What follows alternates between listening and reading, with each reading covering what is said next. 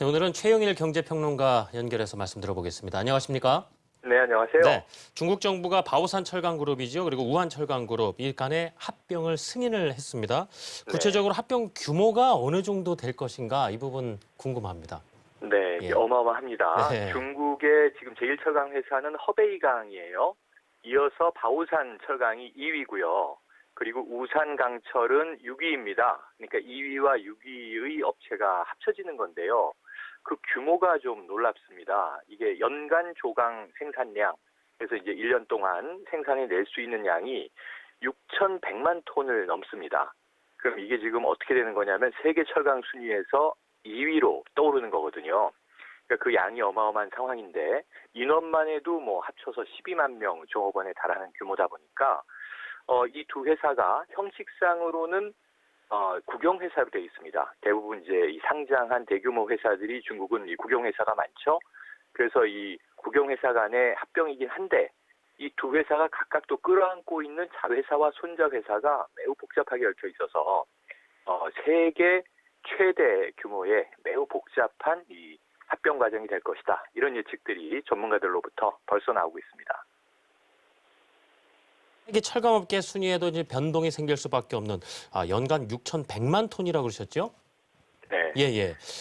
일단은 2위 업체로 등극을 하게 된다고 하는데 현재 그렇게 되면 이제 철강업계 좀 현황이 좀 어떻게 돌아갈 것인가 이 부분은 어떻게 좀 분석이 되고 있습니까? 네, 그러니까 네, 중국 내 순위만 지금 네, 말씀드렸는데요. 이 세계적인 철강 순위에서도 이제 큰 변동이 일어나게 네. 되고요. 이 부동의 1위는 러시아 회사죠. 아미셀로 미탈이라고 하는 이제 기업인데요. 이 뭐 10년 전후해서 이제 그쪽도 합병을 해서 1위로 뛰어오른 기업인데 그쪽의 연간 조강 생산량이 무려 한 이 9천만 톤이 넘습니다. 그러니까 이 두 회사가 합병을 한다고 해도 부동의 1위를 제치지는 못하고요. 6,100만 톤 규모면 이제 2위에 랭크가 됩니다. 그래서 세계 시장 2위인데 다만 이 규모와 양적인 문제뿐만 아니라 내용을 좀 들여다볼 필요도 있어요. 중국 1위였던 허베이강의 경우에는 주로 중저가, 저질강을 많이 생산해서 다량 공급을 하는 회사고요. 저가형. 지금 이번에 합병을 하게 되는 주체 바오산 강철 같은 경우에는 굉장히 고급강을 생산을 합니다. 뭐 일반적인 그 아변강뿐만 아니라 자동차 강판이라든가 고급강들을 공급하는 회사다 보니까 기술력도 우수하고 세계적으로 부가가치를 높일 수 있는 이 역량을 갖추고 있어요.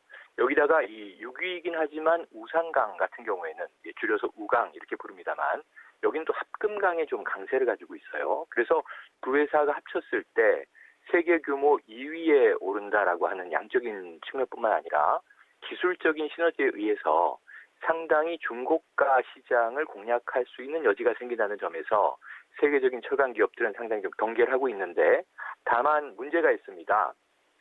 이 바오산이 2위이긴 하지만 이 중국 전역의 종업원 규모가 3만 명 정도가 되고요. 우산이 6위인데 여기는 종업원이 많아요. 8만 명쯤 돼요. 근데 두 회사가 합병을 하려면 우선 종업원 규모를 좀 비슷하게 조직을 만들어야 한다. 그럼 상당히 우한이 뭐 엄청난 구조조정을 해야 되겠죠. 이러한 절차, 또 아까 말씀드린 대로 얽혀있는 복잡한 자회사 구조를 정리하는 과정, 그래서 법적으로만 내년 상반기까지는 이 법적 절차가 진행될 것이다. 법적 합병이 이루어지는 데는 정부가 승인을 오늘 했습니다만 이 몇 달의 기간이 걸릴 거고요. 사업적인 시너지가 도출되는 데까지는 적어도 한 3년 정도 걸리지 않겠는가 하는 것이 업계의 예측입니다. 그 합병에 대한 시너지 효과는 3년 이후에 좀 나타나지 않겠는가 말씀 주셨는데 끝으로 네, 결국 우리 국내 철강업계는 어떤 영향이 있을 것인가라는 부분이 상당히 중요하지 않을까 싶습니다. 길게 본다면 그렇습니다. 결국 중국도 이 구조조정 과정에서 철강업계의 또 경쟁력이 올라가는 것 아니겠습니까? 그렇죠. 단기적으로나 좀 장기적으로 봤을 때 우리 업계는 어떤 영향을 미칠 것으로 보이십니까? 그러니까 이게 안타까운 네, 지점인데요. 네, 단기적으로는 지금 이제 증시에서는 우리나라 철강 업체들이 이 합병의 수혜주가 될 것으로 기대하고 있어요. 저도 거기엔 동의합니다. 적어도 한 2, 3년 정도는 세계 시장에 좀 변동이 일어나는 과정에서 중국은 또 이 국가적으로도 미국과 합의한 바가 있습니다. 이 세계적으로 철강이 과잉되다 보니까 너무나 이 시장 자체가 저성장으로 가라앉고 있어서 중국이 전 세계 철강 생산의 절반을 공급하고 있거든요. 중국이 감산을 해야 한다. 중국은 감산을 약속했고요. 거기에 따른 국가 주도의 구조조정을 하고 있는데 자, 우리나라는 이제 뭐 정부가 정책을 주도하긴 합니다만 중국처럼 국가가 합병이나 뭐 기업의 해체, 구조조정을 앞서서 주도할 수는 없는 상황이죠. 민간 기업들이니까요.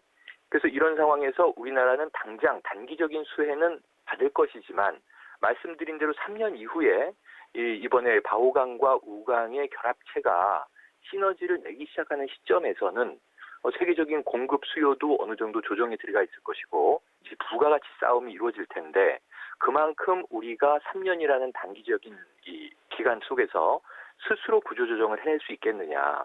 우리도 부가가치 산업적으로 철강을 좀 발전시킬 수 있겠느냐. 이런 부분에서 다소 좀 암울한 전망들이 있기 때문에 단기적으로는 수혜를 반짝 입지만 결국 3년 이후에 이 합병의 여파가 시장에 작동할 때는 우리에게는 굉장히 큰 도전, 위기로 다가올 것이다. 그래서 우리가 이 2, 3년의 집중과 선택의 기회를 잡을 수 있느냐, 놓치느냐. 우리 구조조정에도 또 그 향방이 달려있다고 볼 수 있겠습니다. 2, 3년 동안에 우리 업계가 또 어느 정도의 또 힘을 기울이냐에 따라서 좀 판도가 달라질 수 있는 부분. 예, 알겠습니다. 자, 최영일 경제평론가였습니다. 말씀 감사합니다.